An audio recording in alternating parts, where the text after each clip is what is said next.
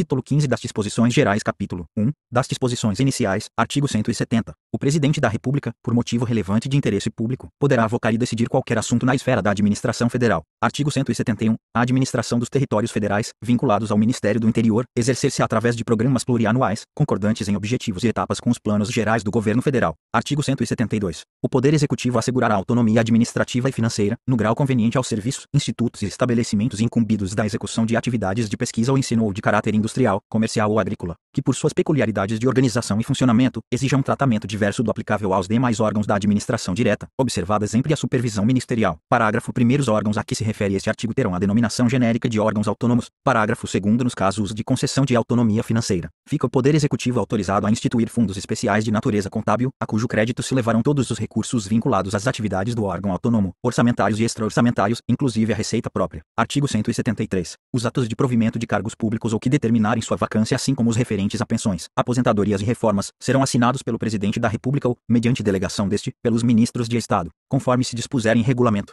Artigo 174. Os atos expedidos pelo Presidente da República ou ministros de Estado, quando se referirem a assuntos da mesma natureza, poderão ser objeto de um só instrumento, e o órgão administrativo competente expedirá os atos complementares ou apostilas. Artigo 175. Para cada órgão da administração federal, haverá prazo fixado em regulamento para as autoridades administrativas exigirem das partes o que se fizer necessário à instrução de seus pedidos. Parágrafo 1º. As partes serão obrigatoriamente notificadas das exigências, por via postal, sob registro, ou por outra forma de comunicação direta. Parágrafo 2º. Satisfeitas as exigências, a autoridade administrativa decidirá o assunto no prazo fixado pelo regulamento, sob pena de responsabilização funcional. Artigo 176. Ressalvados os assuntos de caráter sigiloso, os órgãos do serviço público estão obrigados a responder às consultas feitas por qualquer cidadão, desde que relacionadas com seus legítimos interesses e pertinentes a assuntos específicos da repartição. Parágrafo único. Os chefes de serviço e os servidores serão solidariamente responsáveis pela efetivação de respostas em tempo oportuno. Artigo 177. Os conselhos, comissões e outros órgãos colegiados que contarem com a representação de grupos ou classes econômicas diretamente interessados nos assuntos de sua competência, terão funções exclusivamente de consulta, coordenação e assessoramento,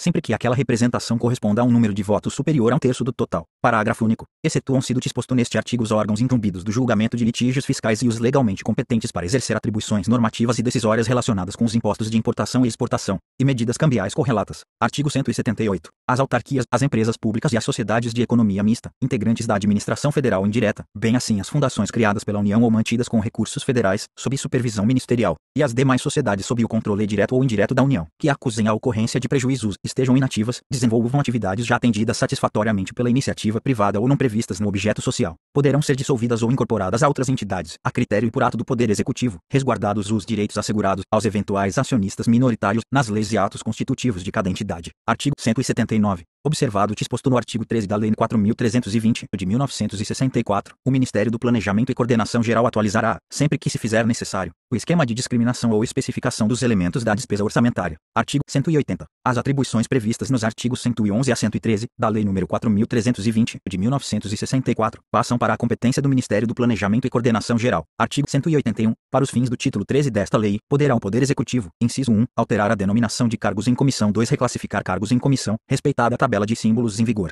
Inciso 3. Transformar funções gratificadas em cargos em comissão, na forma da Lei 4. Declarar extintos os cargos em comissão que não tiverem sido mantidos, alterados ou reclassificados até 31 de dezembro de 1968. Artigo 182. Nos casos dos incisos 2 e 3 do artigo 5º e no do inciso 1 do mesmo artigo, quando se tratar de serviços industriais, o regime de pessoal será o da Consolidação das Leis do Trabalho. Nos demais casos, o regime jurídico do pessoal será fixado pelo Poder Executivo. Artigo 183. As entidades e organizações em geral, dotadas de personalidade jurídica de direito privado, que recebem contribuições para fiscais e prestam serviços de interesse público ou social, estão sujeitas à fiscalização do Estado nos termos e condições estabelecidas na legislação pertinente a cada uma. Artigo 184. Não haverá, tanto em virtude da presente lei como em sua decorrência, aumento de pessoal nos quadros de funcionários civis e nos das Forças Armadas. Artigo 185. Incluem-se na responsabilidade do Ministério da Indústria e do Comércio a supervisão dos assuntos concernentes à indústria siderúrgica, à indústria petroquímica, à indústria automobilística, à indústria naval e à indústria aeronáutica. Artigo 186. A taxa de marinha mercante, destinada a proporcionar à frota mercante brasileira melhores condições de operação e expansão, será administrada pelo órgão do Ministério dos Transportes, responsável pela navegação marítima e interior. Artigo 187. A coordenação do desenvolvimento de Brasília, Codebras, passa a vincular-se ao ministro responsável pela reforma administrativa. Artigo 188. Toda pessoa natural ou jurídica, em particular, o detentor de qualquer cargo público é responsável pela segurança nacional, nos limites definidos em lei, em virtude de sua natureza ou da pessoa do detentor, não há cargo, civil ou militar, específico de segurança nacional, com exceção dos previstos em órgãos próprios do Conselho de Segurança Nacional. Parágrafo 1º. Na administração federal, os cargos públicos civis, de provimento em comissão ou em caráter efetivo, as funções de pessoal temporário, de obras e os demais empregos sujeitos à legislação trabalhista, podem ser exercidos por qualquer pessoa que satisfaça os requisitos legais. Parágrafo 2º. Cargo militar é aquele que, de conformidade com as disposições legais ou quadros de efetivos das Forças Armadas, só pode ser exercida por militar em serviço ativo. Capítulo 2 dos bancos oficiais de crédito, artigo 189.